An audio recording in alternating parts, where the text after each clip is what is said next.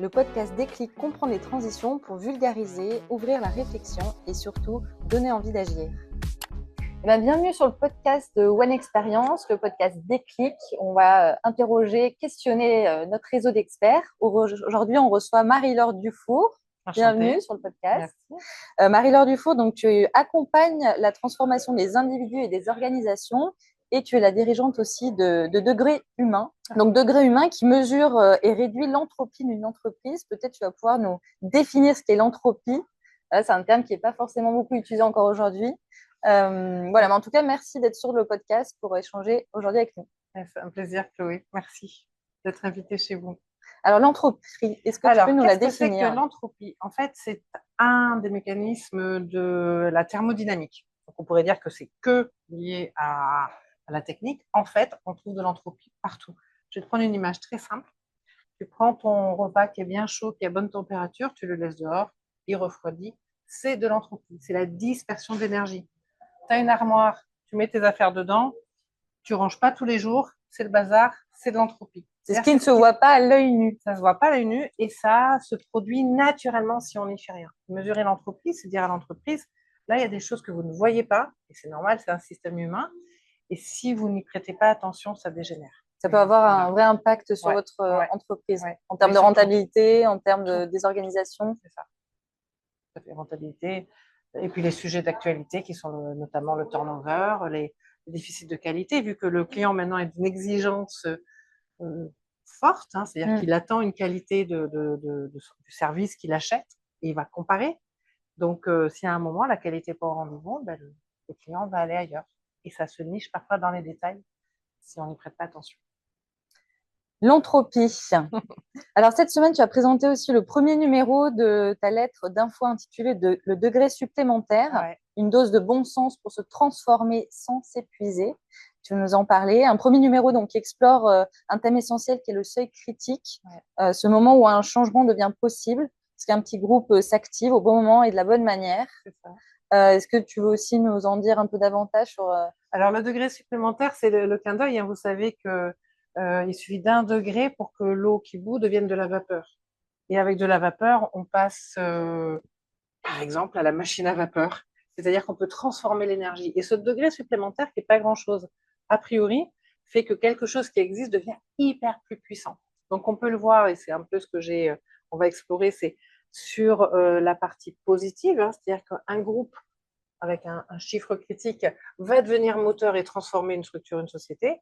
Mais à l'inverse, et c'est ce que je travaille dans l'entropie, c'est-à-dire que si je ne fais pas gaffe à ces degrés inférieurs, en fait, ça peut devenir irréversible. C'est-à-dire un dysfonctionnement qui était latent, qu'on ne voit pas trop, va devenir vraiment délétère pour la structure. Donc, il faut sous-estimer aucun de ces petits éléments. Donc, le degré supplémentaire, le nom de cette lettre d'info, c'est pour rappeler que attention, il suffit d'1 degré en plus ou en moins pour que tout bouge dans un bon sens ou moins bien. Alors, certains déséquilibres internes peuvent passer assez inaperçus, comme tu l'expliquais en introduction, et qui impactent fortement le fonctionnement d'une entreprise. Quels sont, selon toi, les premiers signaux faibles d'un désordre organisationnel ? Alors, c'est organisationnel et à la fois humain. Vraiment, j'associe, c'est une équipe humaine dans une structure organisée.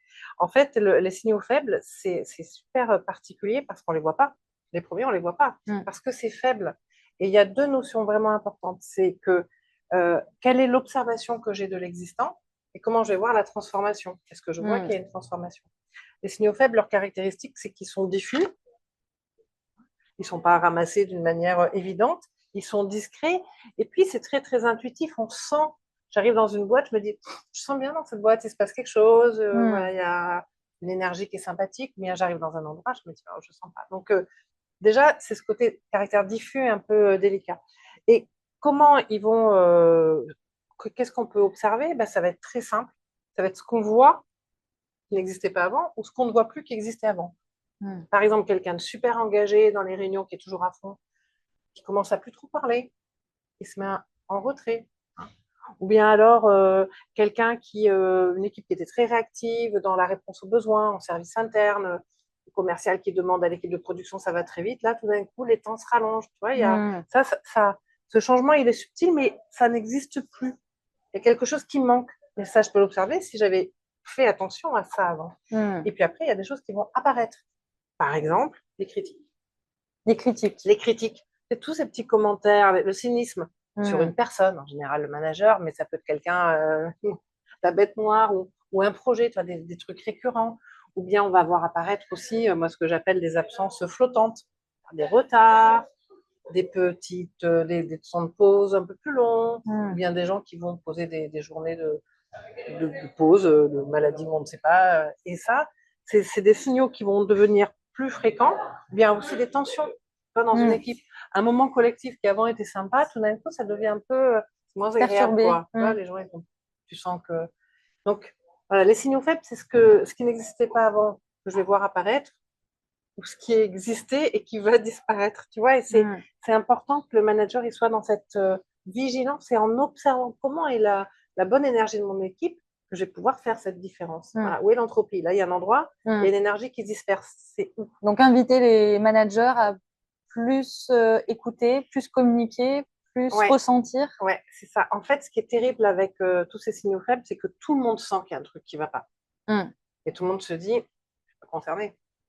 Tu vois, le collaborateur, il dit, ouais, mais c'est parce que la direction a fait ci. Le manager, il dit, ouais, mais c'est parce que les équipes sont pas assez investies. Chacun considère. Or, dans la vie, c'est une loi totale et absolue. Celui qui peut faire le changement, c'est celui qui le voit.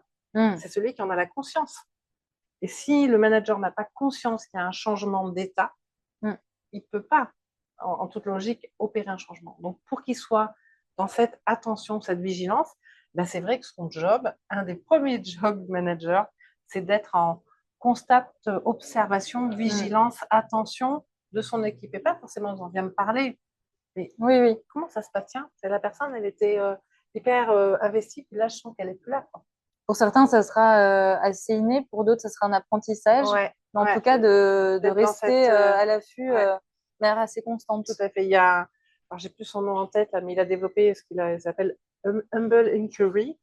Mon accent anglais est détestable, mais c'est l'approche, le questionnement humble. C'est-à-dire que le manager va aller solliciter le collaborateur, non pas en disant, mais dis-moi ce qui ne va pas, mais en disant, là, il se passe quelque chose. Qu'est-ce que je peux faire pour toi? Qu'est-ce que je peux faire pour toi? Il y a une fameuse série où le médecin-chef de l'hôpital, il dit, dites-moi ce que je peux faire pour vous. Qu'est-ce que je peux faire pour toi? Ou toi, qu'est-ce que tu aurais envie de dire ou de faire? De laisser de la place pour que le collaborateur puisse s'exprimer. Et ça veut dire que là, on est dans entre guillemets, une position basse de manager, au sens où il n'est pas le sachant, il est celui qui est observateur, mais qui va pouvoir, de sa lucidité, faire un changement profond d'organisation. Et quand les processus internes ils se font sentir, les équipes elles peuvent se sentir assez démobilisées, quel lien tu établis entre désorganisation et baisse de l'engagement ou augmentation du turnover? Parce qu'il y a des vraies synergies entre tout ça. En fait, c'est vraiment c'est une mécanique. Hein. Tu vois, il fait froid dehors, tu as la chair de poule, tu mets un manteau, tu montes le chauffage. Tu vois. Il y a dans l'entreprise, il y a des choses qui sont en train de stagner ou de se mettre en tension. Immanquablement, irrémédiablement, il va y avoir un effet sur l'engagement. Et puis tu sais peut-être pas, mais une expertise qui est dans ce que j'appelle l'intelligence multigénérationnelle. Et la jeune génération, elle a une exigence qui est très fondée, je trouve géniale, qui est de dire, moi, l'endroit où je travaille, je dois être bien, respecter c'est une des choses, mais je dois me sentir bien, et j'ai envie d'y croire. Et je veux du sens. Et j'ai envie d'avoir du sens, voilà. Et aussi, une autre notion importante, je suis logothérapeute. Et le logothérapeute accompagne la personne à saisir le sens de sa vie. Pour moi, c'est la base. Et donc, quand, en tant que manager, je peux observer qu'à un moment, il y a une perte de sens, qu'est-ce qu'il fait le collaborateur? Lui, il va faire tout simple. Et vous, les jeunes, vous avez un truc génial. Vous dites, c'est fini, je pars. Et ça perturbe beaucoup les quinquas, là, plus de ma génération, qui disent, oui, mais quand même, on a fait ci, on a fait ça. Non, non, non. Ça n'a pas été là exactement à l'endroit où on a besoin, c'est-à-dire être dans la relation, être dans l'essentiel, être dans la cohérence, l'authenticité. Et tous ces éléments-là, ils ne sont pas des bullshit words, quoi. Parce qu'il faut qu'ils soient vraiment concrets et vécus. Et quand dans une équipe, ben, on ne sent pas ça, et ben, tout simplement, on part. C'est le turnover. Le turnover, c'est vraiment dangereux pour l'entreprise. Mais des fois, j'ai l'impression que Tout le monde a l'air de trouver que, ouais, on a un turnover de 15%, c'est la moyenne en France.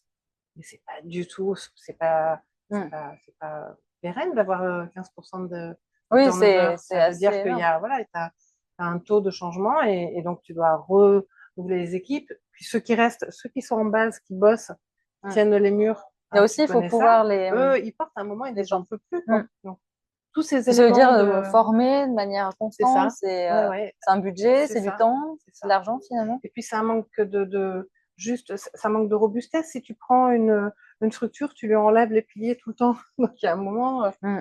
ça fragilise l'ensemble, quoi. Donc, non, c'est un vrai enjeu par rapport à la durabilité de l'entreprise que d'être dans le repérage de ces signaux faibles, parce qu'ils arrivent toujours à des signaux forts qui sont Mm. manifestés par soit du turnover, soit des conflits, de l'absentéisme aussi, hein. Et du Quand on coup, voit les taux de maladie, d'arrêt en ouais, France, c'est la les santé nouveaux mots hein, de mentale, nos oui, voilà, sociétés, c'est le ça, ouais, ouais. burn-out ou le. Ah ouais, ah ouais. Et C'est un sujet. quelle place tu donnes à la montée en compétences, à la formation? Est-ce que c'est un des outils, une des clés Alors, pour je suis formatrice, donc moi, je suis à fond pour la formation. Mais ce que j'observe dans l'entreprise, c'est qu'il y a un peu, bah, tiens, je te confie la formation des équipes et puis, voilà, ça va le faire. Tu vois, je mets une plante verte, Hmm. ça va le faire. Or, la formation, elle a toute sa puissance quand elle est vraiment dans un processus engagé avec le manager. Ouais. Quand je mets en place des formations, je demande, il y a un entretien avec l'entreprise d'abord, et après je demande aux collaborateurs quelle est la qualité de l'échange que vous avez eu avec votre manager pour venir en formation. Hmm. Quand on fait des formations avec un grand déploiement, que la note sur 5, elle est à 1,5 la première formation, euh, la direction me dit, ouais, ben, c'est pas bien. Je dis, non, c'est pas bien. Hmm. Mais vous, si vous préparez votre formation, pourquoi ils se forment, quels attendus, est-ce qu'après, les managers vont accompagner Oui, la pour que montée le en collaborateur compétences? il puisse se projeter C'est ça, grâce à voilà, la formation à c'est monter en ça. compétence. Si vous le faites, eh ben, Hmm. vous allez voir un changement. Et je me rappelle notamment une grosse mission qui était sur plusieurs années. On est arrivé à la fin du cycle à une note de 3,5, 4 sur 5. Il y avait vraiment eu un engagement des managers envers les Hmm. collaborateurs. La formation, c'est un des outils. Ce qui va pour moi être la différence, et c'est vraiment ce sur quoi je m'attelle, c'est la prise de conscience du manager de son rôle, de sa Hmm. place. Comment il doit être, comment il doit se mettre en mouvement, non pas tout seul, non pas contre tout le monde, mais avec une vraiment orientée, on parlait du sens, Hmm. pour être puissant, parce que là, ça donne beaucoup d'énergie, en fait. C'est aussi le secret. Et comment un manager il peut atteindre le seuil critique pour Pour changer. procéder, ouais, pour Mm. initier un changement Ouais. durable? Ouais, ouais. Ben, tu vois, dans le droit fil de ce qu'on vient de dire, il y a deux grandes notions. Il y a ce qu'il est et ce qu'il met en œuvre. Pour faire ce changement durable, il est enthousiaste. Enthousiaste, ça veut dire qu'il a une énergie, il croit dans son projet, Hmm. il est sur cette, il est convaincu que ce changement va apporter du bien-être ou une meilleure façon de travailler. Deux, il est méthodique. Il n'y a pas de changement sans méthode. Et dans la méthode, il y a pas de hasard. Déjà, le changement, c'est aléatoire. Donc, il faut au moins que le processus soit extrêmement cadré. C'est Hmm. la base de l'intelligence collective. C'est très fou, ça part dans tous les sens. Mais le processus, il est très clair, très cadré.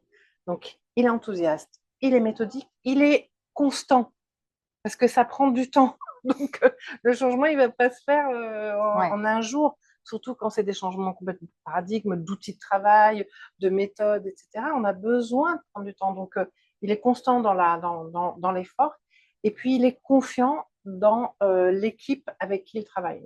Et c'est après ce Hmm. qu'il va mettre en œuvre, parce que cette confiance, il a besoin, par rapport à ce fameux seuil critique, on dit que 25% d'un groupe très, très engagé va pouvoir mettre en place ce changement. Donc, si dans ton équipe, je peux d'une quinzaine de personnes, tu as deux, trois personnes qui sont très mobilisées, eux, par leur manière de s'investir, de voir le sujet avec leur scope différent, ils vont amener l'ensemble à ce changement. Et donc, Hmm. moi, en tant que manager, je dois être dans l'ultra confiance. Hmm. C'est-à-dire que si je m'appuie et je sollicite cette équipe, ça veut dire que eux sont capables de le faire. Hmm. Si je mets un doute dans la relation que j'instaure, je suis en train de briser ce pacte de confiance qui est le seul garant en fait de la Ouais, bien sûr. transformation. C'est comme Donc dans toute ça, forme de et relation oui, finalement. et bien sûr. Donc ça, c'est ce qu'il est dans sa nature, dans son caractère, dans ses compétences. Et après, ce qu'il met en œuvre. Alors moi, j'ai développé une méthode parce que je l'ai vue et enfin, je l'ai produit et je vois qu'elle est efficace. La première notion, c'est de créer un atelier d'intelligence collective sur le thème. On dit, bah, tiens, ce thème-là, c'est un vrai sujet, c'est un vrai problème. Tout le monde travaille dessus.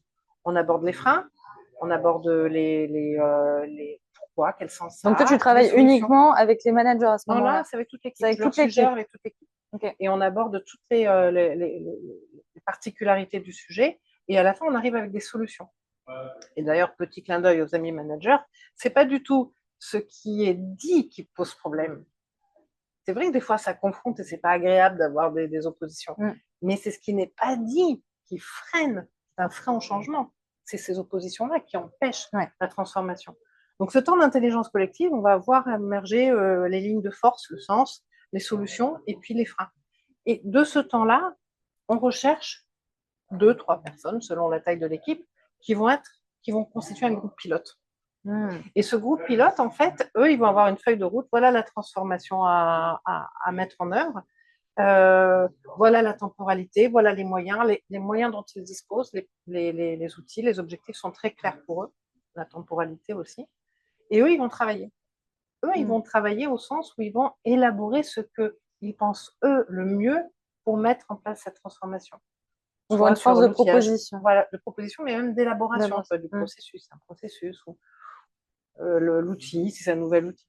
Et une fois qu'ils ont bien élaboré leur projet, là, on est dans un déploiement, c'est-à-dire qu'ils vont aller essaimer, ils vont en parler, ils vont faire à nouveau des ateliers avec tout le monde, ils vont communiquer, tu vois, faire un podcast interne ou bien une lettre ou bien aller voir, mais comme ils seront plusieurs avec des entrées, des perceptions, des niveaux, même de façon de parler différents, ça va toucher un peu grand nombre.